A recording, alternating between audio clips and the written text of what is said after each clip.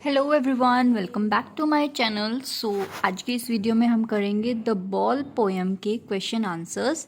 इससे पहले की वीडियो में मैंने आपके साथ काफ़ी चैप्टर्स पर मैं क्वेश्चंस भी शेयर कर चुकी हूँ और वीडियोस में मैं आपको चैप्टर्स के एक्सप्लेनेशन भी शेयर कर चुकी हूँ।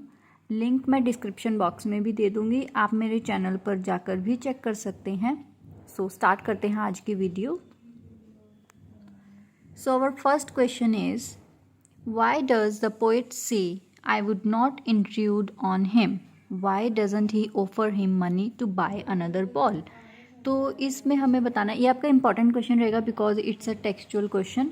सो मैं आपको स्टार्टिंग में ही बता देती हूँ, जो भी क्वेश्चन के आगे टेक्सचुअल लिखा होगा वो आपका इंपॉर्टेंट ही रहेगा। ओके, सो आपको इसमें बताना है कि जो है पोएट है, जब उन्होंने उस बच्चे को देखा जब उसकी बॉल खो गई तो उन्होंने उसको कुछ डिस्टर्ब क्यों नहीं किया और उन्होंने उसको नई बॉल खरीद कर क्यों नहीं दी। तो इसमें आपको यह बताना है, the poet understands the intensity of pain that the boy is experiencing on his first loss. Poet वो पेन अंडरस्टैंड कर रहा था जो उस बॉय को उस वक्त हो रहा था, क्योंकि उसने अपनी ज़िंदगी में पहली बार कुछ खोया था जो उससे बहुत अटैच था। He knows that buying another ball would be no consolation. वो जानता था कि अगर वो उसको दूसरी बॉल खरीद कर भी दे देगा तो वो उसको कंसोल नहीं कर पाएगा। And it would be the best approach to leave the boy alone. और यही एक मौका है कि उस लड़के को अकेला छोड़ दिया जाए, so that he should develop a sense of responsibility and maturity and know how to face losses in life boldly. So he doesn't offer him money to buy another ball.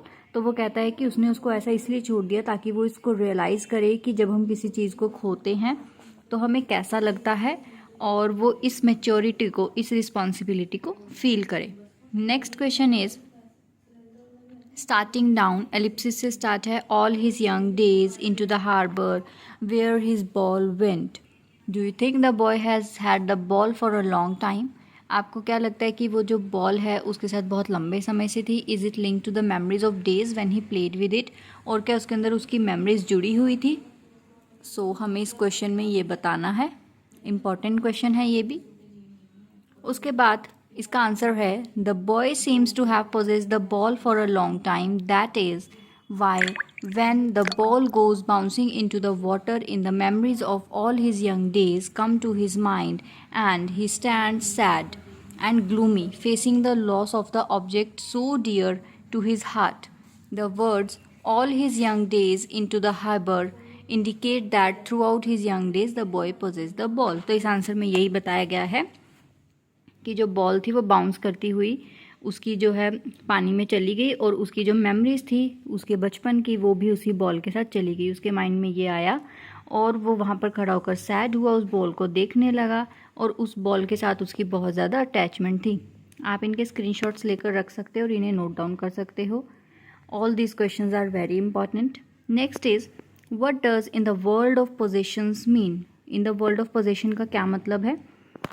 In the world of possession refers to the materialistic world. Materialistic world जहाँ पर a world where people are so possessive about and emotionally attached to things that they don't easily share them with others. बहुत ज़्यादा materialistic दुनिया है, वो चीज़ों से ज़्यादा लगाव रखती है, उनसे इमोशनली ज़्यादा अटैच होती है और वो किसी के साथ उनको शेयर भी नहीं करना चाहती। Rather they are possessive about what belongs to them and try to accumulate more and more things. और जो उनसे रिलेट करते हैं, उनसे बिलोंग करते हैं, उसके लिए इतना पॉजेसिव होते हैं कि वो किसी और चीज़ को या फिर किसी और को और ज़्यादा चीज़ों को जो है एक्युमुलेट करना चाहते हैं। Next question is, do you think the boy has lost anything earlier? क्या आपको लगता है इस पोएम को पढ़ के कि उस बॉय ने जो है पहले कुछ खोया होगा? Pick out the words that suggest the answer. अब इस आंसर को हमें जस्टिफाई करना है। The boy has not lost anything earlier which is indicated by the word he senses first responsibility in a world of possession. ऐसा नहीं लगता कि उसने पहले कुछ खोया हुआ है, क्योंकि यहाँ पर जो ये लाइन आई थी, ही सेंसेस फर्स्ट रिस्पॉन्सिबिलिटी, यानी कि फर्स्ट उसके साथ कुछ ऐसा हुआ है। Phrase like ultimate shaking grief, आपको ये एग्जाम्पल्स देने पड़ेंगे क्योंकि उसमें बोला है कि हमें उसको इवेल्युएट यानी जस्टिफाई करना है कि कैसे। तो जो आपकी पोएम्स में ये जो लाइंस थी आपको ये लिखना पड़ेगा टेक्स्ट उठाकर। He stands rigid trembling, it's trembling word यहाँ पर थोड़ा ब्लर आया हुआ है।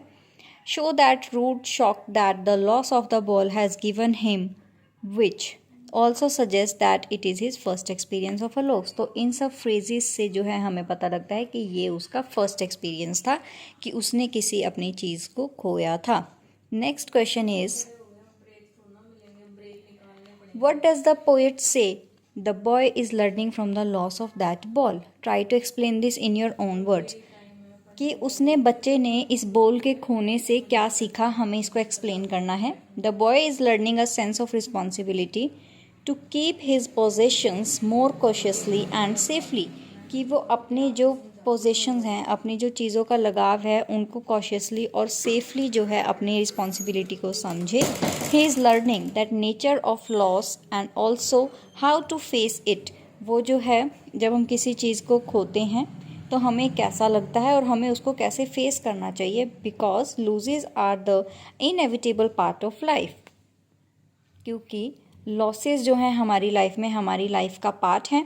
The loss of the ball imparts a lesson to him regarding how to cope up with losses without losing heart. कि हमें कैसे उन लॉसेस से बाहर निकल कर आना है अपने दिल को दुखाए बिना. And equip himself to take life in its stride. और अपने आप को फिर से कैसे हमें खड़ा करना है सो that he may stand up and move on, ताकि वो आगे बढ़ सके.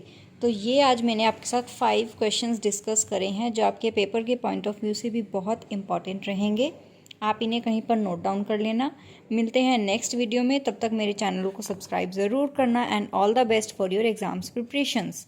Bye bye.